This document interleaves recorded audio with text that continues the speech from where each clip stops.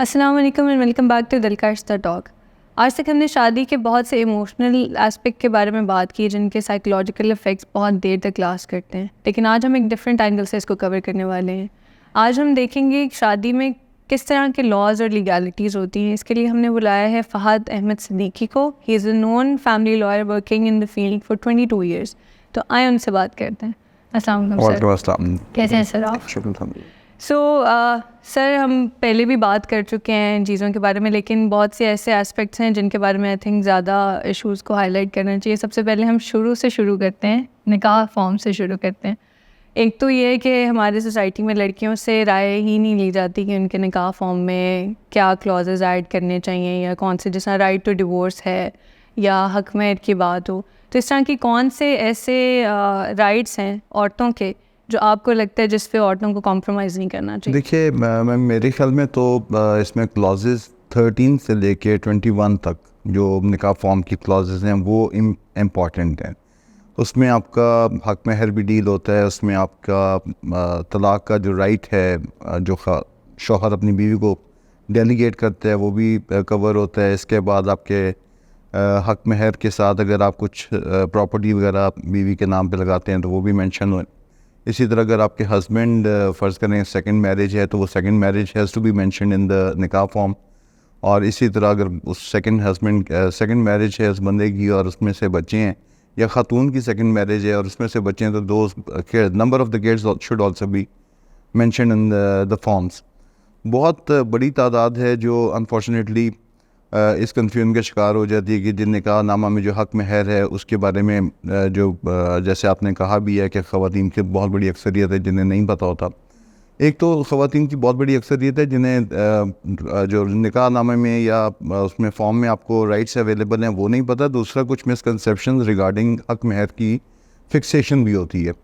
ہمارے ہاں اکثر کانسیپٹ چلتا ہے کہ جی وہ جہاں پہ جیسے ابھی تھوڑی دیر پہلے بات ہوتی ہے آف دا ریکارڈ کہ جی شادیوں پہ ہم کروڑوں پر لگا دیتے ہیں, لیکن جیسی بچی کا یا بیٹی کا حق مہر ہم طے کرنے لگتے ہیں تو ہم شرعی حق مہر کے اوپر چلے جاتے ہیں. تو ایک چیز آپ ذہن نشین کر لیجئے کہ پاکستانی لاء میں شرعی حق مہر کی کوئی گنجائش نہیں ہے, کوئی کانسیپٹ نہیں ہے. اگر اسلامک انجنکشنز کو سامنے رکھیں تو حق مہر بیسکلی شوہر کی سماجی حیثیت کو مد نظر رکھ کے اور بچی کے جو خاتون ہیں ان کی سماجی حیثیت کو مد نظر رکھ کے فکس کیا جاتا ہے. تو یہ چیزیں ہونی چاہیے. اور اس میں سمجھتا ہوں کہ ایک کلاز اور بھی ایڈ ہونی چاہیے اس نکاح فارم میں, جو کہ بہت بڑی لٹیگیشن گاڈ فوربیڈز اکثر جب گھر ٹوٹتے ہیں تو لٹیگیشن شروع ہوتی ہے ڈاوری آرٹیکلز کے حوالے سے. وہ چیز اس میں مینشن ابھی نہیں ہے. وی آر ٹرائنگ کہ جی وہ چیز بھی مینشن ہونی چاہیے کہ ایک کلاز ہونی چاہیے. اگر خاتون کے گھر والے کچھ سامان جہیز اسے دے رہے ہیں تو اس کی تعداد اور اس کی مالیت جو ہے that should also be mentioned in the haq mehr in that نکاح نامہ. اسی طرح آپ پراپرٹیز شادی کے وقت کیونکہ سارا کچھ ہیپی چل رہا ہوتا ہے تو کچھ لوگ شادی میں حق مہر کے ساتھ پراپرٹی دے دیتے ہیں, فکس کر دیتے ہیں, نام کر دیتے ہیں. اور گاڈ فوربیڈ جب شادی ٹوٹتی ہے کئی دفعہ ناکام بھی ہو جاتی ہے تب وہ مصیبت بن جاتی ہے ان کے لیے وہ دینا. تو یہ اس میں سمجھتا ہوں یہ خواتین کا رائٹ ہے جو بھی اس specially that is clause 16 of the nikah nama that deals with حق مہر اور پرومپٹ اینڈ ڈیفرڈ ڈاور کے حوالے سے, تو وہ ان کا حق ہے اور وہ انہیں ملتا ہے. وہ اس سے ڈیفیوٹ نہیں کر سکتے, نہ ریفیوٹ کر سکتے, نہ شوہر شادی ٹوٹنے کی صورت میں اسے منکر ہو سکتا ہے کہ میں نہیں دوں گا. اسے ہر دو صورتوں میں دینا پڑتا ہے. ٹھیک ہے. میرے 3 سوال ہیں ابھی آپ نے جو بات کی اس سے. ایک تو یہ کہ سیکنڈ میرج کا بھی ایک پتہ نہیں اب یہ ہے یا نہیں ہے ایسا لاء میں کہ the husband has to ask for the first wife's permission. Pakistani law میں ہے جی. یہ بیسکلی اسلامک انجنکشنز کے تحت تو لاء یہ اس کی ریکوائرمنٹ نہیں ہے, لیکن پاکستانی لاء میں basically it is the permission that the husband has to seek from the union council. شوہر کئی دفعہ معاملات خراب ہوتے ہیں, میاں بیوی کے درمیان نہیں چل سکتی وہ شادی, تو کئی دفعہ والنٹیرلی اور کئی دفعہ انڈر ڈیوریس ہسبینڈز کو اپروچ کرتے ہیں سیکنڈ میرج کے لیے.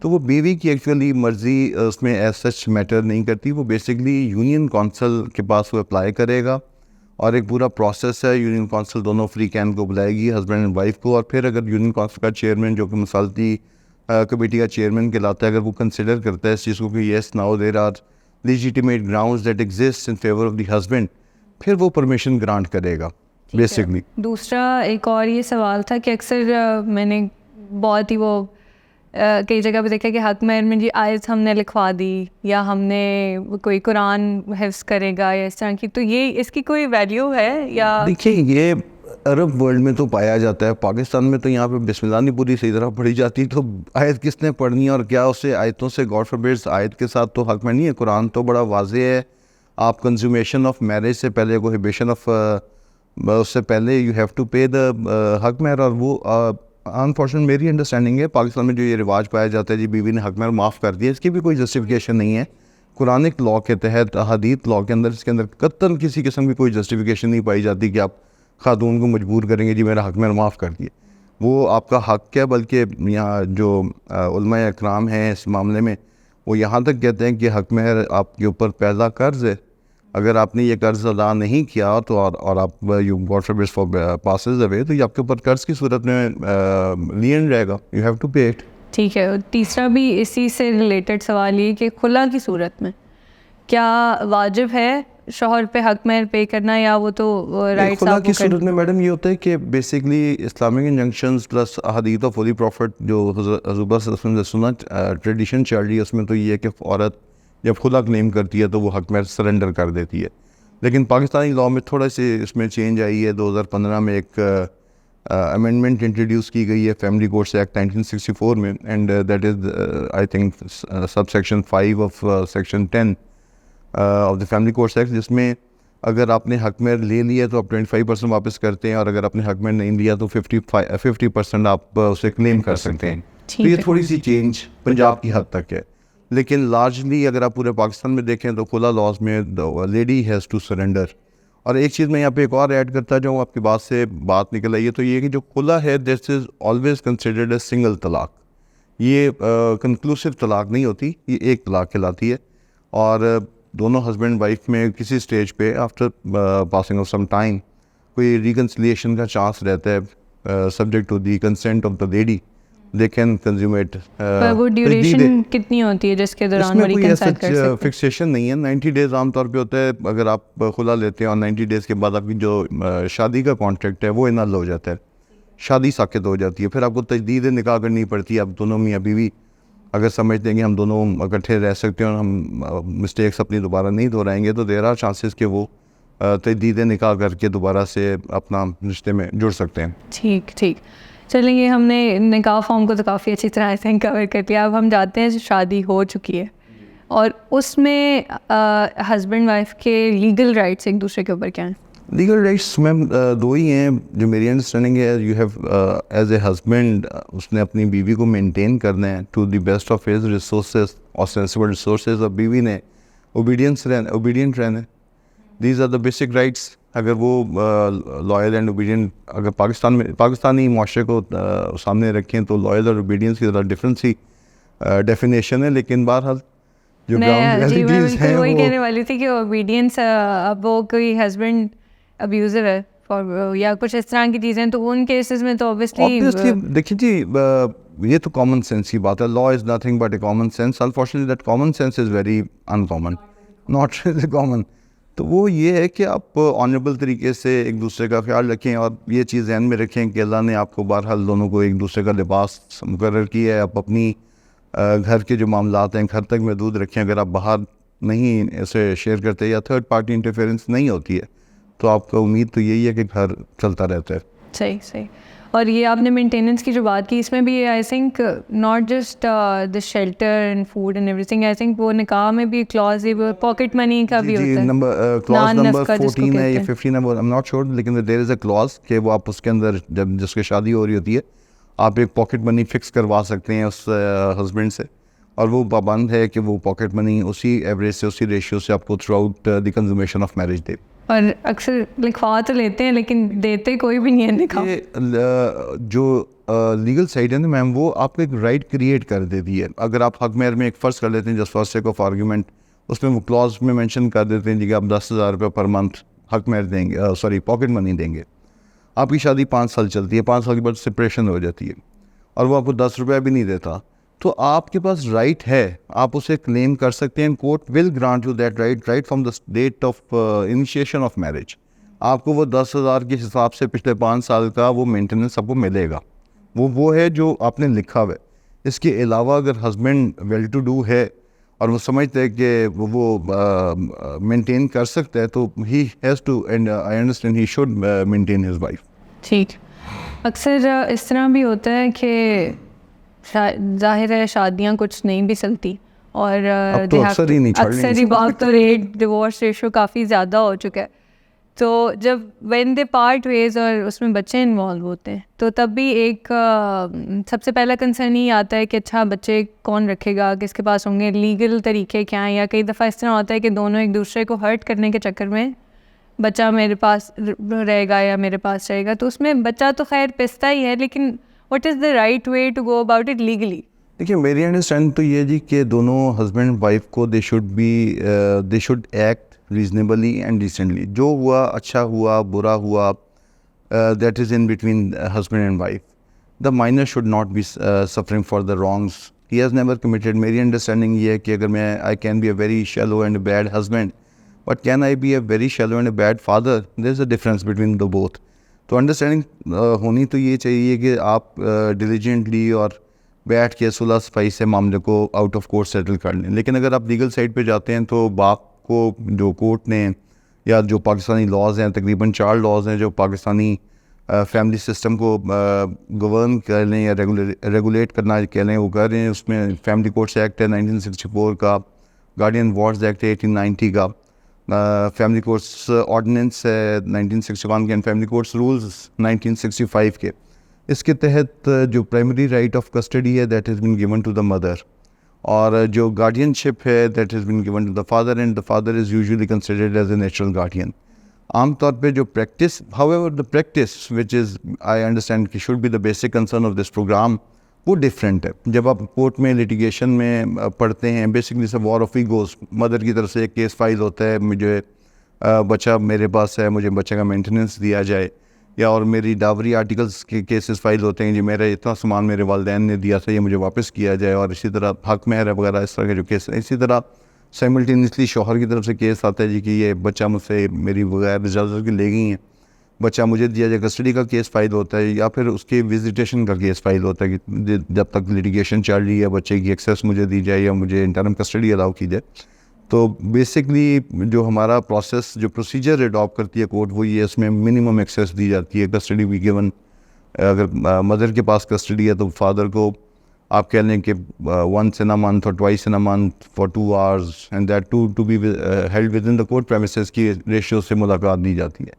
تو ہوتا ہی ہے کہ اس سارے سچویشن میں, اس ٹگ آف وار میں, ہسبینڈ بھی شادی کر لیتا ہے, وائف بھی شادی کر لی, تو بچہ رہ جاتا ہے بیچ میں.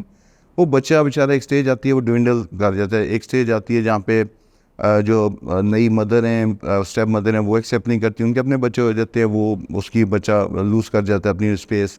یا نئے جو اس کے اسٹیپ فادر ہیں جب وہ انوالو ہوتے ہیں تو پھر اوبویسلی کئی دفعہ وہ بھی ایکسیپٹ نہیں کرتے. تو ایونچولی ایسے بچے بیچارے اکثر میں نے جو اپنی لائف میں دیکھا ہے وہ بڑی مشکل زندگی گزارتے ہیں. جی, یہ اب ہم بات جو گارڈین شپ اور کسٹڈی کی کرتے ہیں, کیونکہ معاشرے میں اس طرح زیادہ شعور نہیں ہے کہ اکثر لوگ کنفیوز ہو جاتے ہیں گارڈین شپ اور کسٹڈی میں. آپ تھوڑا بس اس کو ایلیبوریٹ کر دیں. دیکھیے کسٹڈی ہوتی ہے جی personal upbringing of the minor, اور گارڈین شپ آپ کہہ سکتی ہیں کہ دوز رائٹس وچ, جیسے آپ کہہ لیں کہ بچے نے اسکول جانا ہے تو اس کے اسکول کے فارم میں اس کے بچے کی ولدیت آئے گی یا گارڈین شپ کا نام آئے گا. اس کے وہ رائٹس جو اس کی زندگی کے ساتھ ریلیٹڈ ہیں, کفالت جسے کہا جاتا ہے اسلامک انجنکشن میں, that is known as guardianship, whereas physical upbringing جو ہے وہ کسٹڈی کہلاتی ہے. اوکے, ٹھیک ہو گیا. اب آپ نے یہ بھی بول دیا کہ جب تو بندہ بھی شادی کر لیتا ہے, عورت بھی شادی کر لیتی ہے, اکثر یہ مسکنسیپشن بھی ہے کہ عورت اگر شادی کر لیتی ہے تو شی لوزز دا رائٹ. نہیں, ایسا نہیں ہے, ایسا نہیں ہے. یہ دیٹ از اے مسکنسیپشن, اور یہ بہت پرانا ایک کانسیپٹ ہے جو پری پارٹیشن پایا جاتا تھا کہ جی مدر نے سیکنڈ میرج کر لی ہے تو وہ اپنی کسٹڈی کے رائٹس لوز کر جائے گی, یا جو second husband of the mother ہے دیٹ از نام محرم ٹو دا چائلڈ, خاص طور پہ جہاں پہ بچیاں انوالو ہیں, بیٹیاں ہیں اس میں. تو اس سلسلے میں 2 چیزیں ہیں, آپ نے ذہن نشین رکھیے گا کہ ایک تو سورہ نساء کی آیت نمبر 22 اور 23 ہے جس میں کیٹیگوریکلی اللہ نے حرمت کے مسائل بیان کیے ہیں. اس میں جس خاتون کے ساتھ کنزیوم ہو چکی وہ میرج, اس کے جتنے بچے ہیں وہ فریش ہسبینڈ یا سیکنڈ ہسبینڈ کے لیے نامحرم نہیں ہوتے, وہ محرم ہوتے ہیں. اور اس میں سیکنڈلی آپ کی جو لیگل سائڈ پہ اگر آپ بات کریں تو پاکستانی لاء بیسکلی اسلامک انجنکشنز کے اوپر ہی بیس کرتا ہے, وہیں سے اصول ڈیرائیو ہوئے ہیں. تو سپریم کورٹ کی ججمنٹ بھی اب ریپیٹیڈلی آ چکی ہیں کہ مدر کی second marriage is a no ground for disentitlement for custody. Custody عام طور پہ شفٹ نہیں ہوتی ہے, لیکن سائملٹینیسلی مدرس کو بھی تھوڑا سا دل بڑا کرنا چاہیے. میری انڈرسٹینڈنگ یہاں پہ میں ایڈ کروں گا لیگل سائڈ سے ہٹ کے کہ وہ فادرس کو ریزنیبل ایکسیس ضرور دیں, because both the parents play their respective roles in the growth of the minor. اچھا, جسٹ ان کیس گاڈ فوربڈ اس طرح ہو جاتا ہے کہ آفٹر دا سیکنڈ میرج جو ایکچوئل پیرنٹ ہے, بایولوجیکل پیرنٹ ہے, اف ہی اور شی پاسز اوے, تو جو سیکنڈ اس کا اسٹیپ پیرنٹ ہے, do they have the right کہ وہ لیگلی اڈاپٹ کر سکیں, یا اڈاپشن پروسیس ہو سکتا ہے اس میں؟ جی اڈاپٹ کر سکتے ہیں وہ, اور وہ پروسیس انیشیٹ کیا جاتا ہے. Basically it's the welfare of the minor which the court has to determine. اگر وہ بچہ خوشحال ہے, فرض کر لیتے ہیں ایک مدر سیکنڈ میرج کرتی ہیں اور بچہ ان کے پاس, اور after some period of time وہ مدر پاس اوے, ڈیتھ ہو جاتی ہے, اور جو اس بچے کے بایولوجیکل فادر ہیں وہ اتنے ویل ٹو ڈو نہیں ہیں یا وہ بیچارے مشکل حالات میں زندگی میں, تو کورٹ ول ایڈجوڈیکیٹ کہ جی ویلفیئر کس کے پاس ہے. اگر اسٹیپ فادر یا اس کے بچے کی جو امیجیٹ اسٹیپ ریلیٹیوز ہیں وہ اسٹرانگ ہیں اور وہ بچے کو اچھی لیونگ دے سکتے ہیں, اچھی گرومنگ دے سکتے ہیں, تو court obviously will consider their contributions. اور اپارٹ فرام دا پیرنٹس, کیا آپ کے جس طرح بچے کے چچا چچی یا دادا دادی ماموں یا ان میں سے کوئی پیٹرنل یا میٹرنل سائڈ سے کوئی گارڈین شپ کے لیے اپلائی کر سکتا ہے؟ بچے کے باپ کی موجودگی میں آپ اپلائی تو کر سکتے ہیں, لیکن جب تک بچے کا بایولوجیکل فادر الائیو ہیں, unless until he is declared to be unfit to be a guardian of the child, no other person can be appointed as a guardian of the minor. تو سر ہم نے کسٹڈی اور guardian شپ ان سب کی تو بات کر لی, لیکن ایک جو نارمل کورٹ پروسیجر ہے وہ کتنا عرصہ چلتا ہے, اور پھر جو نان کسٹوڈین پیرنٹ ہوتا ہے وہ کون کون سے ایشوز فیس کرتا ہے اس میں؟ دیکھیے میم, عام طور پہ پاکستان میں جتنا رش آف ورک ہے, یا just for sake of argument آپ کو میں اسسٹ کرتا ہوں کہ پاکستان میں یا لاہور میں, صرف لاہور کی حد تک اگر دیکھیں تو تقریباً 40 کے قریب گارڈین کورٹس ہیں, family courts and guardian courts ہیں, اور ہر کورٹ میں تقریباً 400 سے 4000 سے 3800 سے 4000 کیسز ہیں. More or less there are 160,000 cases pending adjudication in Lahore alone. In cases کو اگر آپ 5 یا 4 سے بھی تقسیم کریں تو تقریباً 40 to 50,000 بچے ہیں جو انوالو ہیں اس لیٹیگیشن میں. عام طور پہ پاکستان میں چونکہ رش آف لیٹیگیشن بہت زیادہ ہے, ایگو بیس یہ لیٹیگیشن ہے, تو عام ایک کیس 3 سے 5 سال چلتا ہے عام طور پہ. اور اس میں چونکہ پاکستان میں 4 ٹائرز ہیں کورٹس کے, پہلے فیملی کورٹ ہے, پھر سیشنز کورٹ ہے, پھر ہائی کورٹ ہے, پھر سپریم کورٹ ہے, تو اس چیز کو اگر آپ سامنے رکھیں تو 7-8 سال بڑے آرام سے اس لیٹیگیشن میں نکل جاتے ہیں. چونکہ پاکستان میں وومن سینٹرک لاز ہیں زیادہ تر, وومن سینٹرک پروسیجرز ہیں.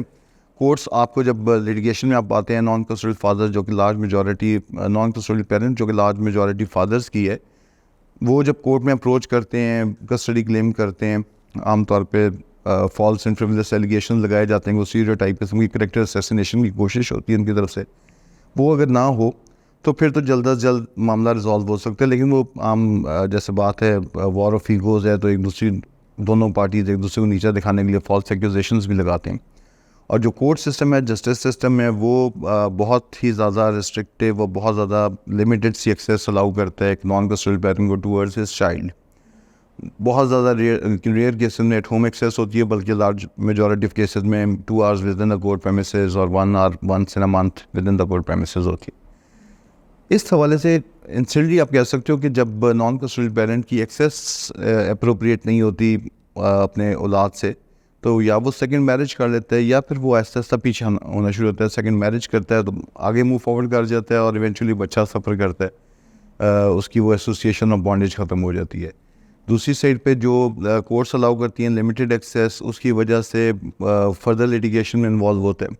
اب یہاں سے آپ اندازہ کیجئے کہ بہت ریئر کیسز ہوتے ہیں جس میں کورٹ وزیٹیشن رائٹس کی اپلیکیشن 12 مہینے میں یا 14 مہینے میں ڈیسائیڈ کر دے. عام طور پہ 2 سال وہ وزیٹیشن کی اپلیکیشن چلتی رہتی ہے, اور اگر کورٹ الاؤ کر دے وہ وزیٹیشن ایٹ ہوم فرض کریں ونس ان اے منتھ اور ٹوائس ان اے منتھ, تو ساتھ آپ کو شیورٹی بانڈ لگا دے گی جی, آپ نے 20 لاکھ یا 10 لاکھ کا شیورٹی بانڈ سبمٹ کرنا ہے, آپ نے بیلٹ فیس لینی ہے. دیز آر انسلری ایشوز جو کہ نان کسٹڈیل فادر کو موسٹلی, چونکہ فادرز نان کسٹڈیل پیرنٹس ہیں پاکستان, تو they have to bear these extra burdens. Emotionally how does it affect the father?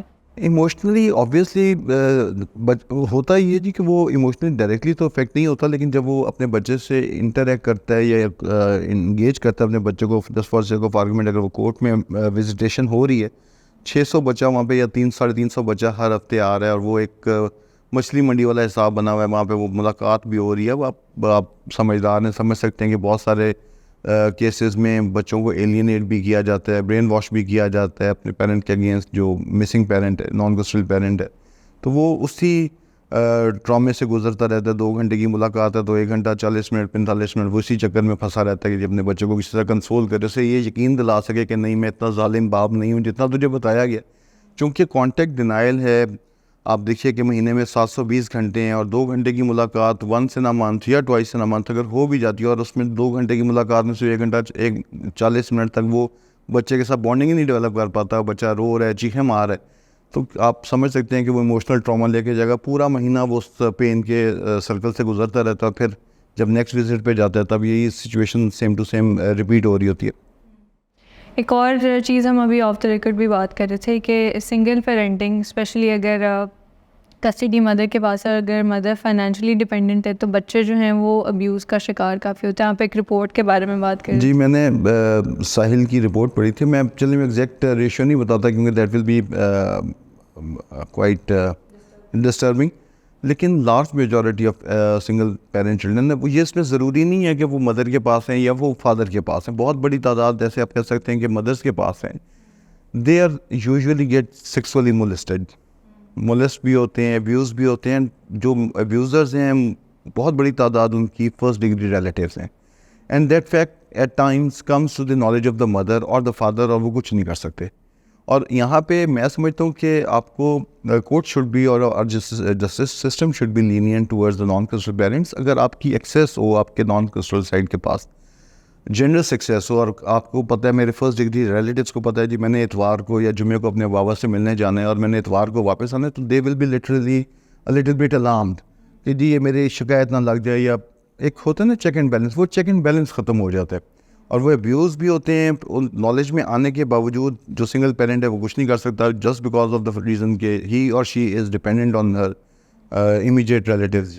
یہاں پہ ایک اور پوائنٹ یہ بھی آتا ہے کہ آپ اگر ہمارے لاء کو دیکھیں تو جب جس طرح حق مہر کی دفعہ کوڑیوں کے دام لکھتے ہیں, اسی طرح مینٹیننس کی جب بات آتی ہے تو ایون چاہے سوشلی اسٹیبل بھی ہے فادر, اس کی مینٹیننس 5-10-15 ہزار لگا دی جاتی ہے. آج کل تو اتنا تو بچے کے دودھ پہ خرچہ ہو جاتا ہے. جی آپ کی بات صحیح ہے, ٹو سم ایکسٹینٹ میں اسے اکنالج بھی کروں گا, لیکن آپ یہ بھی دیکھیے کہ جب لٹیگیشن فائل ہوتی ہے مدرس کی طرف سے, آپ ایک بندہ 20,000 یا 50,000 روپے کما رہے ہیں, اور اس کے بارے میں جب آپ کنٹینٹس فائل کرتے ہیں, لٹیگیشن فائل کرتے ہیں, تو بتاتے ہیں اس کے پلازے بھی ہیں, اس کی گاڑیاں بھی ہیں, اس کے بینک بیلنس, بیچارہ کما 50,000 ہے, لیکن آپ جس کو بل بتاتے ہیں تو وہ بھی تو ایگزیجریٹڈ فارم میں ہوتا ہے.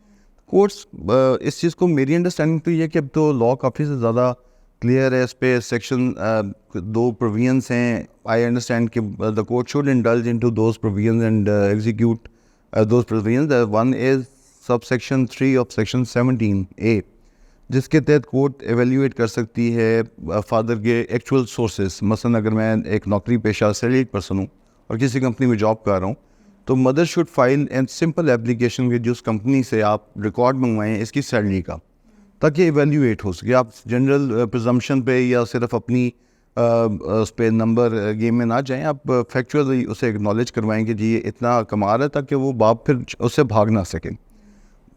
فادرز بھی جہاں پہ کسٹڈی فائل کی ہوتی ہے وہاں پہ وہ انتہائی رئیس ہو جاتے ہیں, لیکن جہاں پہ مینٹیننس فائل کرنی ہوتی ہے وہ اکثر غریب ہو جاتے ہیں. اس افیکٹ اور اس میں میری انڈرسٹینڈنگ ہے اس میں لائرز تھوڑا سا رول پلے کرتے ہیں, وہ مینوپولیٹ کر رہے ہوتے ہیں اس چیز کو. تو جسٹس سسٹم کو اگر جوڈیشری تھوڑا سا اسے کنسیڈر کرے اور جو پروویژنز آف لا ہیں ان پہ ان لیٹر اینڈ اسپرٹ عمل درآمد کرے تو میرا خیال ہے یہ جو ڈسپیرٹی ہے یہ ختم ہو سکتی ہے. تو آپ کی as a lawyer, family lawyer, کیا ایڈوائس ہوگی کپلس کو جو سپریشن سے گو تھرو کر رہے ہیں، اور اگر بچے انوالوڈ ہیں تو what should be the approach? Ma'am میری تو میکسیمم ایجوٹیشن بھی یہی ہے فار دا لاسٹ 11-12 ایئرس کہ آپ لیٹیگیشن، پہلی بات تو یہ کہ پڑھنے کی ضرورت نہیں ہے. فالس اینڈ فریولس لیٹیگیشن میں اچھا ہوا یا برا ہوا دونوں کا آپسی معاملہ ہے. Let it be done, let you be move forward in life. زندگی بہت بڑی زندگی ہے، اسے اس فریولس لیٹیگیشن میں نہیں انڈلج کر کے ضائع کرنا چاہیے. اور شیئرڈ پیرنٹنگ ارینجمنٹ کر لینا چاہیے. ایونچولی آپ نے آج بھی شیئرڈ پیرنٹنگ کرنا ہے، 5 سال کی لیٹیگیشن کرنے کے بعد بھی آپ نے شیئرڈ پیرنٹنگ کرنی ہے، تو بہتر یہ ہے کہ آپ ابھی سے اس بچے کو کنسیڈر کریں. Custody be given to one of the parents preferably to the mother, when maximum visitation اور access should be given to the father, تاکہ وہ بچہ بیلنس لائف میں گزار سکے. سپریشن آپ دونوں کے درمیان ہوئی ہے، سپریشن ماں اور بچے کے درمیان یا بچے اور باپ کے درمیان نہیں ہوئے. This fact you have to consider. اگر آپ یہ سمجھتے ہیں تو there are pretty much chances کہ آپ کا بچہ ایک ریزنیبل بیلنسڈ ہیومن بینگ کے طور پہ، ایک یونٹ کے طور پہ زندگی میں سامنے آئے. آپ ایکسیس ڈینائی کر دیتے ہیں. آپ ابھی ایکسیس ڈینائی کر سکتے ہیں. ابھی بچہ 3 سال کا، ابھی بچہ 5 سال کا، آپ اسے ابھی ایلینیٹ کر سکتے ہیں. آج سے 10-12 سال کے بعد جب اس بچے کے سامنے آپ کی اوریجنل حق کھلے گا، ایکچوئل پکچر سامنے آئے گی، باپ سے تو وہ آلریڈی برگشتہ ہو چکے ہیں، وہ آپ سے بھی برگشتہ ہو چکا. اور وہ جب اس سٹیج میں ہوگا تو وہ کنفیوژن کی انتہائی ڈیپتھ میں جائے گا اور دیر آر چانسز ڈیمیج ہو جائے گی. سیکنڈلی وہ کسی نہ کسی سائیکولوجیکل ایلمنٹ کا شکار ہو جائے گا. تقریباً سائیکیٹرسٹ جو ہیں وہ میری بات کو ویریفائی کریں گے کہ کس طرح کے ایشوز ہیں سائیکولوجیکل جو ڈیولپ کر لیتے ہیں سنگل پیرنٹ چلڈرن. اور سب سے کامن اس میں جو ہے وہ اسپلٹ پرسنالٹی ہے، جو سب سے منیمم لیول کے ہے وہ اسپلٹ پرسنالٹی ہے. تو اپنے بچوں کو سوچئے، آپ دونوں کے ملن سے وہ دنیا میں آیا ہے. Be compassionate to your kids. Thank you so much sir for your time. اسی کے ساتھ ہم آج کا سیشن ریپ اپ کرتے ہیں. If you want any legal advice you can contact Fahad Siddiqui Sahab on the given information بلو. آپ سے ملوں گی اگلے ایپیسوڈ میں. تب تک کے لیے اللہ حافظ.